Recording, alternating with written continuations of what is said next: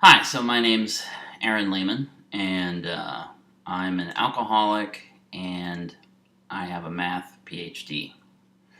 And I'm not assuming that you care about those two things. I just thought that was like the briefest explanation I could give of who or what I am that's relatively descriptive. And basically, what I'm doing, even though I'm an alcoholic and I have a math PhD. Well, I should say that because I'm an alcoholic and I have a math PhD, or because I'm an alcoholic, I've screwed up a bunch of jobs that a math PhD would normally have. That's just backstory. And anyway, despite all of this, I'm trying to make a career change into stand-up comedy of all things. Probably sounds like a bad idea, and it probably so far still looks like a bad idea. And this is my so anyway, I would be doing a bunch of open mics right now to practice.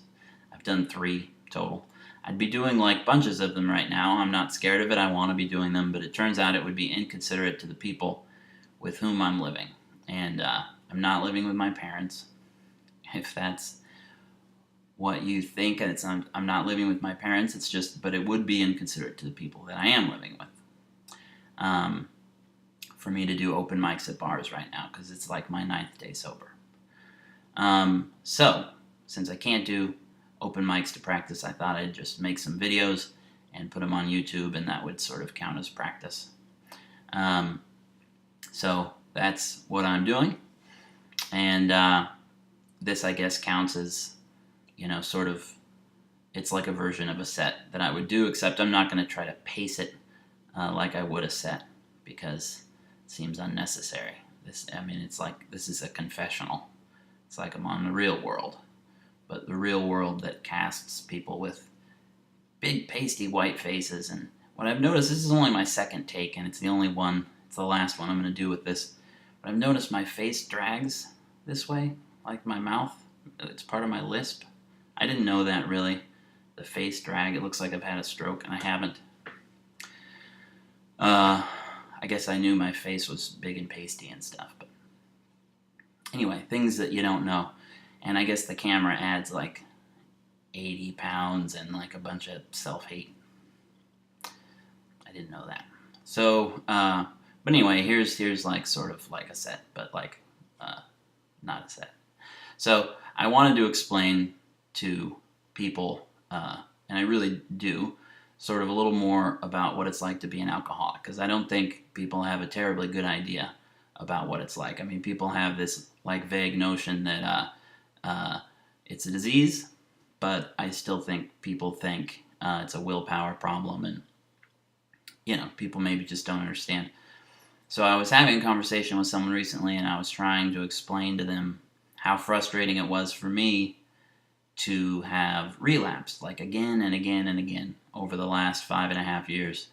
And I know it seems like, well, you're making the decision to relapse, and I am in some sense, but like it doesn't ever really feel that way, and it's just honestly frustrating. I'm trying to figure it out, but this is just, I'm trying to explain just how frustrating it is to someone, and so this is was my sort of metaphorical attempt to explain that.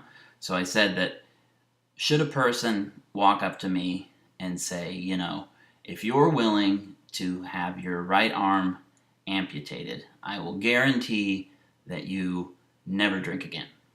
And I was saying that I would take that deal, even though like my right hand is my dominant hand, and I think I was trying to think about how to say that. Like, I could obviously say I'm right-handed, or my right hand is my dominant hand. I've always said it like my right hand is my fork hand, because it's the hand that I hold a fork in. And I don't mean just when I eat. I always actually hold a fork in this hand. So it's there when I eat, but I just always hold it there. And so that's how I think of it. So I say to people like, what's your fork hand?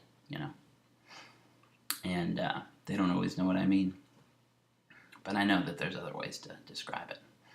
So should a person walk up to me and offer me such a deal, if you have your fork hand amputated, or your whole fork arm amputated, then I'll guarantee that you never drink again. The point is, I would accept that deal. That's how frustrating relapse is to me. And you might think, well, why don't you just never do it again? Well, that's the whole point, right? That's what I'm trying to convey here. It's frustrating.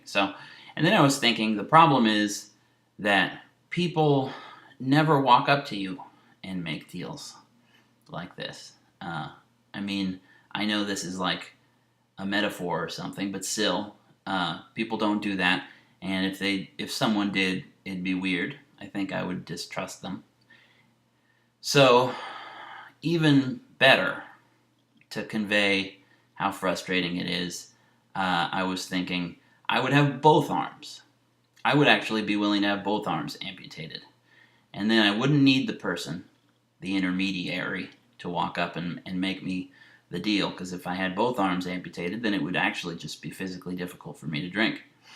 I mean, I could theoretically put my mouth over the mouth of a beer bottle and then try to lean back, but I don't like beer that's sold in beer bottles anymore. I mean, I just I like the stuff that transients like. I mean, you get to a point. I don't really like it. It's just that it makes you drunk. It's sad and complicated. But it would make it difficult for me to drink, and I would take that deal. I would potentially take that deal and have both arms amputated if it were to guarantee that I never drink again.